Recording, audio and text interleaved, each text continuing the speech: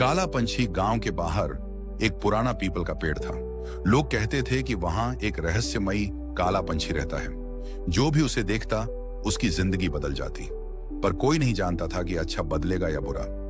रामू, गांव का एक निडर लड़का, इन कहानियों पर यकीन नहीं करता था। एक दिन उसने तय किया कि वो इस रहस्य को खुद सुलझाएगा। आधी रात जब पूरा गांव सो रहा था, रामू चुपके से उस पीपल के पेड़ के पास गया। जैसे ही उसने पेड़ के नीचे कदम रखा, अचानक हवा तेज हो गई, पत्ते सरसराने लगे और अंधेरे में दो चमकती लाल आंखें दिखीं। रामू ने दिल थाम लिया। वो पंछी सामने आ चुका था, एक विशाल काला पंछी जिसकी आंखें आग जैसी जल रही थीं।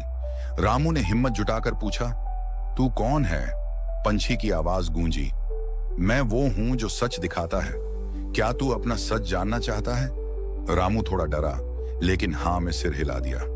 अगले ही पल पंछी ने अपनी चोंच खोली और रामू की आंखों के सामने उसकी पूरी जिंदगी किसी फिल्म की तरह चलने लगी। उसने देखा कि कैसे उसकी छोटी छोटी गलतियां उसके अपनों को तकलीफ देती आई थीं, कैसे उसकी अनदेखी ने उसके माँ बाप को तकलीफ दी थी। उसने देखा कि अगर वो ऐसे ही चलता रहा तो उसका भविष्य अंधकार में होगा। रामू के आंसू बहने लगे। वो समझ चुका था कि सच हमेशा मीठा नहीं होता, पर जरूरी होता है। उसने पंछी से पूछा, अब मैं क्या करूं? पंछी मुस्कुराया और बोला, बदलाव की शुरुआत अभी से होती है। अगर तू अपने रास्ते सुधार ले तो तेरा भविष्य उज्जवल होगा।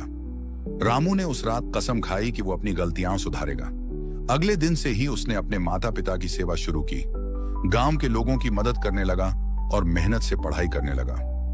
कुछ सालों में वो एक बड़ा अफसर बन गया और जब भी किसी मुश्किल में होता, उसे वो काला पंछी याद आ जाता। गांव में फिर भी लोग उस पंछी की कहानियां सुनाते थे, लेकिन रामू जानता था कि वो सिर्फ एक पंछी नहीं था, वो उसकी आत्मा का आईना था। सीख, हर इंसान के भीतर एक काला पंछी होता है जो उसे सच दिखाने के लिए इंतजार करता है। बस हमें उसकी आवाज सुनने की हिम्मत रखनी चाहिए।